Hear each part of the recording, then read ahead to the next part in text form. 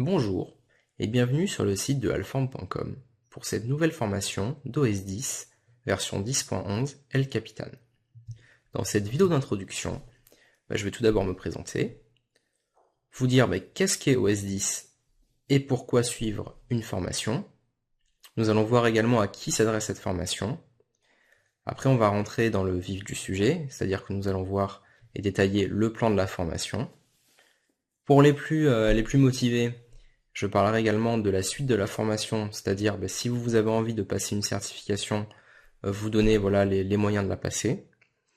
Et enfin, nous allons voir comment suivre au mieux cette formation à travers les prérequis matériels et logiciels. Alors, je vais me présenter.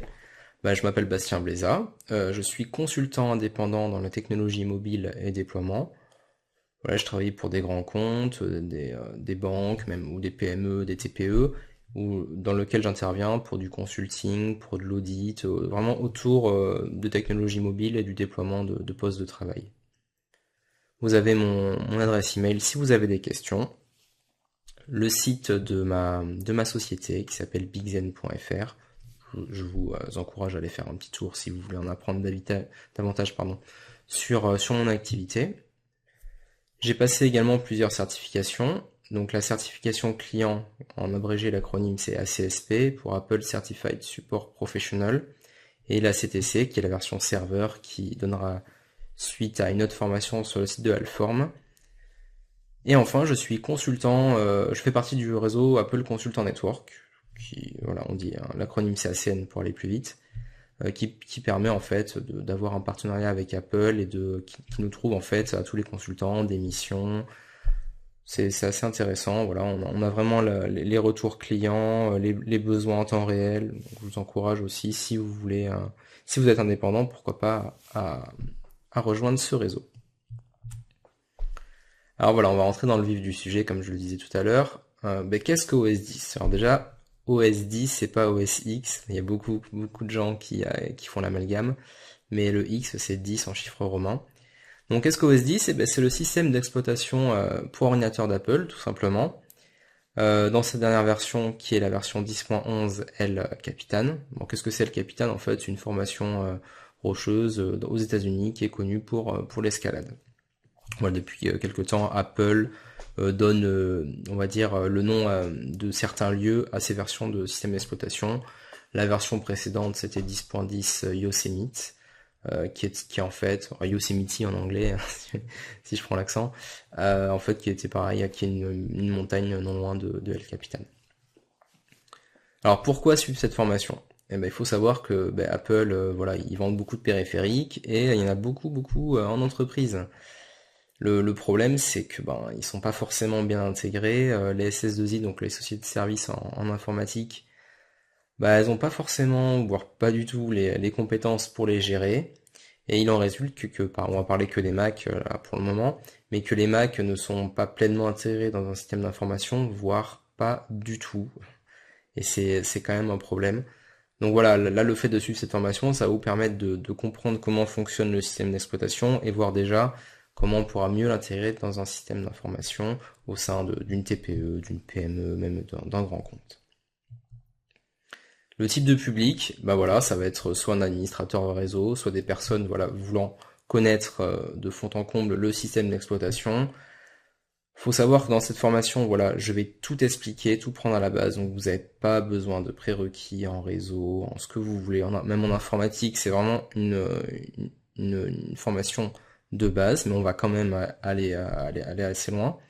Par contre, je tiens à le préciser, dans les formations, notamment la formation serveur, il y aura un prérequis, c'est d'avoir vu cette formation dans son intégralité, parce que je ne pourrais pas reprendre à la base pour un problème de temps tout simplement. Alors voilà le plan de la formation, on va la découper en 8 modules, j'ai choisi de la découper en 8 modules.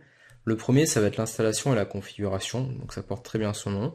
On verra comment installer le système d'exploitation, les différentes méthodes, et commencer à configurer le système, et à découvrir un petit peu l'interface graphique, parce que si vous n'êtes pas du tout habitué à l'environnement OS 10 et que vous venez du monde Windows ou Linux, ça a plutôt, on va dire vraiment le monde Linux, on peut un peu s'y retrouver, mais le monde Windows c'est quand même pas la même chose, donc voilà. Je vous présenterai le système, l'interface graphique, dans son intégralité, voilà, les petites astuces à savoir, comment on s'y retrouve, etc. Le deuxième module va concerner les comptes utilisateurs. Et bien, tout simplement, comment on crée une session, comment on crée les différents types de comptes, comment on partage certains types d'informations, comment on supprime un compte, qu'est-ce qui se passe quand on supprime. Voilà, on verra ça au travers de différentes vidéos. Le troisième module va concerner les systèmes de fichiers. Bah ouais, mais c'est pas du NTFS, hein, c'est pas du Windows. Donc voir un petit peu comment il fonctionne, comment sont gérées les partitions, les volumes. Il y aura pas mal de chapitres là-dessus également. La gestion des données, mais comment on gère nos documents. Vous verrez, il y a des spécificités, comment on retrouve, comment ils sont indexés. Ensuite, le module 5, on va parler des applications et des processus. Vous verrez que c'est... Installer une application, il y a plusieurs méthodes. D'un simple, on va dire, glisser-déposer jusqu'à la Windows. Et comment on gère les processus. Tout simplement, comment on arrête une tâche, comment on la redémarre. Le module 6, donc ça va être le réseau.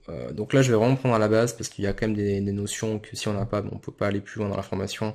Donc je vais tout expliquer de fond en comble, de votre box internet jusqu'au réseau un peu plus complexe. Enfin, le module 7, on va gérer. Donc là, c'est un module assez court et on va dire assez ludique qui va permettre de gérer les périphériques, voir comment on installe un périphérique, comment on installe un driver, est-ce qu'il y a des drivers incorporés dans le système. Et le dernier module, ça va être pour aller plus loin, donc on verra les séquences de démarrage du Mac. Donc ça, c'est vraiment un peu orienté certification. Et pour aller vraiment plus loin, on verra un peu tout ce qu'on a fait dans la formation. Donc on va vraiment regrouper un peu tous les modules dans une vidéo spécifique qui servira en fait à scripter, à déployer des applications, voir comment on peut changer des paramètres dans le système, mais sans toucher à la souris, sans toucher à l'interface graphique, juste via des scripts. Voilà, donc pour parler de la certification client, bon, faut savoir qu'à l'heure actuelle, le support de cours n'existe pas, mais il sortira en début janvier pour passer voilà la certification. Pour trouver un centre de formation, vous avez le lien dans le slide. Ça permet voilà de savoir où est-ce qu'il y a un centre de formation près de chez vous, parce que dans tous les cas, même si vous avez suivi cette formation, vous allez devoir aller dans un centre de formation, vous faire former pendant 3 jours sur OS 10 client, donc vous allez revoir énormément de choses qu'on a vues, mais au moins ça va vous armer, vous serez quand même plus solide pour cette formation. Je vous encourage très fortement, avant de passer la certification, à acheter le livre de certification, bon, qui est en anglais, donc il faut quand même pas être bilingue, mais pas loin, pour comprendre voilà l'intégralité de cet ouvrage. Ça va reprendre vraiment ce qu'on a vu, ce livre, mais un peu plus dans le détail, et il y aura plus de blabla, clairement. Mais voilà, c'est très intéressant aussi. Mais en tout cas, en ayant suivi ma formation, vous serez vraiment apte à vraiment comprendre ce type de livre. Ensuite, voilà, je vais présenter l'environnement de cours. Donc au niveau du matériel, il vous faut obligatoirement un ordinateur de type Macintosh, avec idéalement un processeur double cœur, entre 4 et 8 Go de mémoire. 8 Go si vous voulez après suivre la formation sur le serveur, c'est vraiment mieux. Et un disque dur assez rapide, parce qu'on va faire des machines virtuelles, on va venir après, notamment Fusion Drive ou idéalement de type SSD Flash. En type de machine, voilà, vous pouvez prendre un Mac mini, un Mac Pro, un iMac, un MacBook, un MacBook Pro, voilà. Vous avez quand même l'embarras du choix sur le site d'apple.com. Au niveau des logiciels, moi je vous engage, alors après c'est mon opinion personnelle, mais moi je préfère travailler sur des machines virtuelles pour pas voilà toucher mon système principal. Vous n'êtes pas obligé, mais je vous encourage vivement à le faire. Si vous voulez pas débourser un centime, chaque logiciel a une version démo. Donc vous avez VMware Fusion et Parallels Desktop 11. À titre perso, j'utilise VMware Fusion, tout simplement parce que dans ma société on fait aussi du cloud. Et avec VMware Fusion, voilà, on a des licences, etc. Les deux se valent vraiment. Non, en tout cas, ils ont les mêmes fonctionnalités qu'on verra dans la première vidéo du cours qui permet d'installer le système. Voilà, c'est libre à vous de choisir votre logiciel de virtualisation. Il n'y a vraiment aucune incidence. Ils ont les mêmes fonctionnalités, pour ce qu'on va faire en tout cas. Ce qu'il faut savoir, voilà, ce qu'on va faire, ça va être rajouter une carte réseau, rajouter un disque dur, installer le système, installer les tools, voilà, bon, ça reste basique, mais en tout cas, voilà, vous avez les deux principaux. Après, si vraiment vous voulez utiliser un autre, il y a VirtualBox, mais là, par contre, voilà, le processus d'installation ne sera pas exactement le même. Donc là, je vous encourage à aller sur Internet, mais voilà, les deux phares, ça va être ceux-là. Et je vous dis à de suite dans la première vidéo d'installation d'OS 10 El Capitan.